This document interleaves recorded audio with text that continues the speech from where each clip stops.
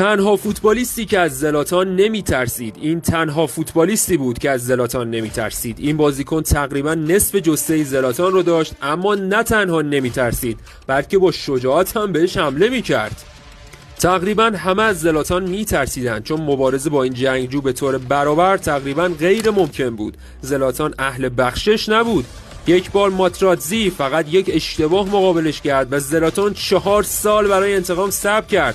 ماتراتزی بعد از اون برخورد روی زمین موند و مجبور شد با برانکارد زمین رو ترک کنه چون حتی نمیتونست بلند شه.